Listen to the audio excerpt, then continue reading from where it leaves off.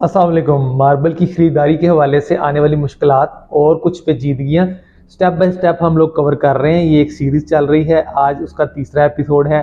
पहले 2 एपिसोड में हम लोग फ्लोर मार्बल और वॉल स्कर्टिंग को डिस्कस ऑलरेडी कर चुके हैं। जिन्होंने वीडियोस नहीं देखी, डिस्क्रिप्शन में लिंक डाल दूंगा, वहाँ से ज़रूर देख लीजिएगा। मेरा नाम है उस्मान, मैं इस चैनल के ऊपर हाउस रेनोवेशन, हाउस डेकोरेशन और मेंटेनेंस के वाले से बहुत सी वीडियोस अपलोड करता रहता हूँ। अगर अभी तक आपने सब्सक्राइब नहीं किया तो रिक्वेस्ट ये है कि इसको भी सब्सक्राइब कर लें और चैनल टूर जरूर लीजिएगा। हो सकता है कि आपकी रिक्वायर्ड वीडियो वहां से आपको जरूर मिल जाए।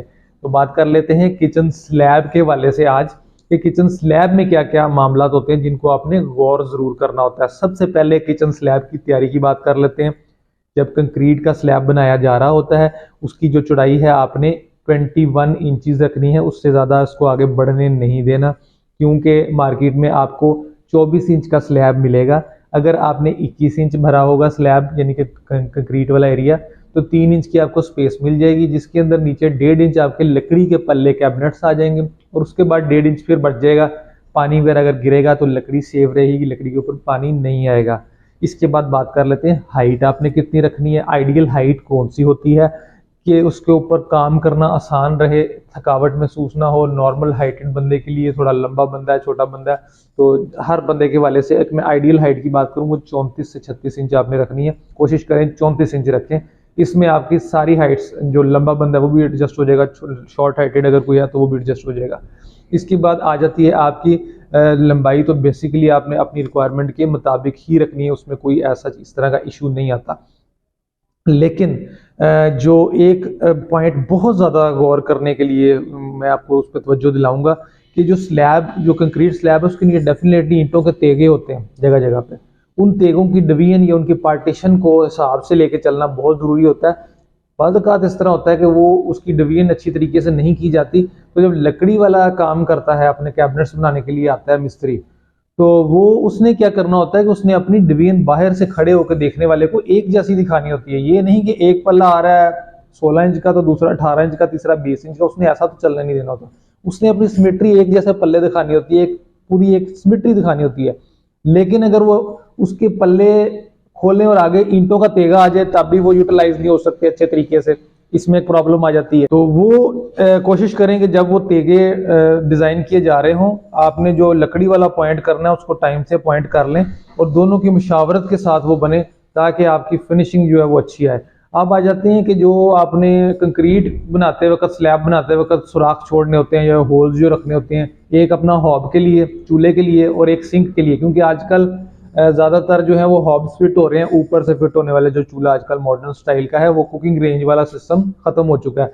उसका तरीकाकार ये होता है कि पूरा स्लैब लग जाता है और फिर कारीगर आके कटिंग करता है उसकी और ऊपर से वो हॉब को फिट करता है। तो मार्बल की कटिंग तो वो कर देता है, लेकिन नीचे कंक्रीट की कटिंग जो सी है वो उसको फिर करनी पड़ती है। अगर उसने नहीं की हो तो वो डेफिनेटली पहले आपने उसमें सुराख रखवा लेना है, और दोनों सुराखों के साइज जो से हैं वो आपको गाइड करता चलता हूँ। चूल्हे का आपने 27 बाय 16 छोड़ना है, 27 इंच लंबा और 16 इंच या 17 इंच चौड़ा।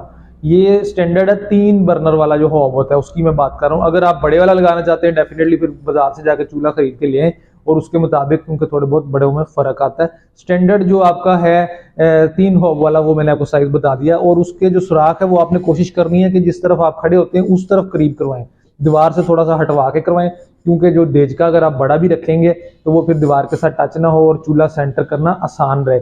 तो जो सिंक की बात है सुराख की, वो बड़े डिफरेंट साइजेस उसके अंदर अवेलेबल होते हैं। वो प्योरली आप अपनी पसंद के मुताबिक सिंगल लगवाना चाहते हैं, डबल लगवाना चाहते हैं, टाइम से खरीद के लिए उसका साइज करने के बाद उतना सुराख उसके अंदर कंक्रीट में छुड़वा लें। जब वो कालब कर रहे होते हैं या कंक्रीट का स्लैब बना रहे होते हैं मिस्त्री, उस वक्त तो सुराख बीच में से छोड़ लेते हैं। तो वो करवा के अपना सिंक, अपने जिधर भी रिहाइश आपने रखी हुई है वहां पे जाकर उसका सामान और सिंक आप और चूल्हा, ये दोनों चीजें आप सेपरेट कर लें। जब फाइनली फिनिश हो जाएगा, शिफ्टिंग करने लगेंगे, उस वक्त वो फिक्सिंग कर जाएगा मार्बल कटाई वाला। तो ये चीज़ें सारी मैंने वो क्लियर कर दी। इसके बाद आ गया ये पमाइश कैसे करते हैं। तो आपका एल शेप किचन है या यू शेप किचन है, इसके ऊपर मैंने ऑलरेडी वीडियोस बना रखी हैं पमाइश करने की, वो भी डिस्क्रिप्शन में लिंक डाल दूंगा, वो वहां से देख लीजिएगा। वो प्रैक्टिकली मैंने वहां पे साइड पर जाके सीढ़ियों की और किचन की पमाइश करने का तरीकाकार बताया हुआ है। बाकी ये कि मार्बल्स खरीदने के लिए जाते हैं तो ये चीजें जब आपने देखी होंगी, सब आपको पता होगा कि यार 21 इंच है और पमाइशों का आइडिया होगा। आप अपनी मेजरमेंट्स करके ले जाया करें, लंबाइयां जो होती हैं, जितने लंबा स्लैब है ना, वो आप करके ले जाया करें, एंड टू एंड कर लिया करें। फॉर एग्जांपल एल शेप आपका स्लैब था, तो यहाँ से एंड पे एल का जो एक पार्ट है वो भी पूरा एंड टू एंड पैमाइश करें, दूसरा भी एंड टू एंड कर लें। तो वहां जाके आपको दुकानदार को बताने में आसानी होगी कि ये एंड टू एंड पैमाइश है। अगर आपने एल का जो सा छोटे वाला हिस्सा है वो अगर आपने सीधा एंड तक दीवार तक लेके जाते हैं तो दूसरे में से ऑलरेडी 24 इंच तो वो आ गया, फिर उसको आप माइनस कर देंगे तो वो दुकानदार के लिए काफी आसानी हो जाएगी उसको समझने में भी, और उसको स्लैब की डिस्ट्रीब्यूशन करने में भी आसानी हो जाएगी, क्योंकि ये स्लैब मुख्तलिफ वराइटीज मुख्तलिफ लेंथ्स में आ रहे होते हैं। ऐसा नहीं होता कि इसका कोई स्टैंडर्ड लेंथ है कि इतनी लेंथ में ही सारे वैरायटी आती है। कुछ वैरायटियों की लंबी शीटें पड़ी होती हैं, कुछ की छोटी पड़ी होती हैं, तो उसमें अपनी वेस्टेज को भी मैनेज करना होता है दुकानदार ने। जब आप ये चीजें लेके जाएंगे तो उससे दुकानदार के साथ आपकी डील बनाने में आसानी हो जाएगी। बाकी स्क्वायर फीट में इसकी कॉस्ट होती है मुरब्बा फुट में, और वो डेफिनेटली फॉर एग्जांपल आपका स्लैब 8 फुट एक साइड पे था और 8 फुट ही दूसरा एक साइड पे था, तो ये 16 फुट लंबाई बन रही है, 2 फुट चौड़ाई होगी तो 32 मुरब्बा फुट का रेट लगेगा। अब 32 मुरब्बा फुट को आप जिससे मर्जी मल्टीप्लाई कर ले, रेट दुकानदार आपको मुरब्बा फुट में बताता जाएगा। सनी ग्रे का, टवीरे का, बूटीशीना का, ब्लैक ग्रेनेड का, ट्रॉपिकल का, ग्रीन का, जो भी आप देखना चाहें वो आपको दुकानदार बताता जाएगा, और उससे आप मल्टीप्लाई करके बड़ी आसानी से आप अपना वो निकाल लेंगे उसका। अब जो है वो उसकी यहाँ पे पॉइंट बताता चलूं कि आपने मतलब पूरी वो आपकी आएगी। आजकल जो मॉडर्न टेक्निक्स हैं वो स्लैब पूरी की पूरी लगती है, और उसके बाद कटिंग होकर जो बीच में से हिस्सा होता है ना चूल्हे का और सिंक का, वो फिर आपका जाया जाएगा। उसका ये आप कर सकते हैं कि आप उसके एजेस को राउंड करवा के कुछ चार्जेस वो कटिंग वाला ही ले लेगा, या फैक्ट्री आप ले जा सकते हैं उस पीस को, कुछ थोड़े से चार्जेस होते हैं गोला करने के, वो करवा के आप उसको आप किसी टेबल टॉप की तरह यूज कर सकते हो। इसके अलावा कह लें कि जो उसके वेंटी के कटिंग के चार्जेस भी आपको बता दूं कि दोनों वो कटिंग है, दुकानदार अक्सर ऐसा ही करते हैं, बीच में उनके बिल के शामिल नहीं होती वो लोग। हम लोग जो है वो कटिंग का चार्जेस वो बंदा जो भेजते हैं कटिंग वाला वो वहां पे लेता है। अगर आपने ग्रेनाइट लगाया, हमारे साहिवाल में जो चार्जेस चल रहे हैं रूटीन के वो 1200 रुपए एक कटिंग की, अगर करीब 3 एरिया में कहीं पे कटिंग करता है। और जो आपके मार्बल्स हैं जितने भी टवीरा, बूटीशीना, सनी ग्रे वगैरह, बादल वगैरह, इसकी कटिंग वो 800 रुपए करता है। ये भी मैं वीडियोस बना चुका हूँ क्यों इसका फर्क होता है, क्योंकि हार्डनेस का और मटेरियल का क्वालिटी का फर्क होता है डेफिनेटली, इस वजह से वो प्राइसेस में फर्क है। हमारे साहिवाल में ये 1200 और 800 रुपए कटिंग के चार्जेस चल रहे हैं।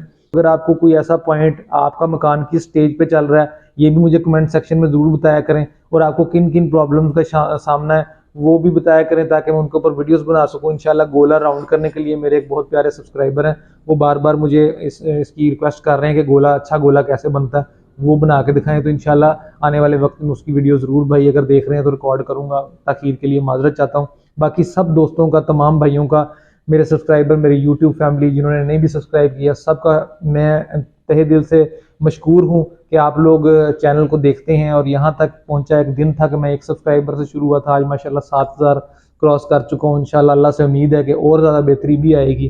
तो आप लोगों की दुआओं के साथ, आप लोगों की लगन और आप लोगों के सपोर्ट के साथ ये चैनल चल रहा है। दुआओं में मुझे याद रखा करें, मेरी यही दुआ है कि आप जो भी मकान तमीर कर रहे हैं अल्लाह ताला उसमें आपको रहना और बसना नसीब फरमाए और उसमें खूब बरकतें अता फरमाए। आज का वीलॉग यहीं पे ख़त्म करते हैं। आपके मशवरे के साथ नेक्स्ट वीलॉग बनाएंगे इंशाल्लाह। कमेंट्स में ज़रूर मशवरा दीजिएगा, फिर इंशाल्लाह मुलाकात होगी। तब तक के लिए इजाज़त चाहता हूँ। अस्सलाम वालेकुम रहमतुल्लाह।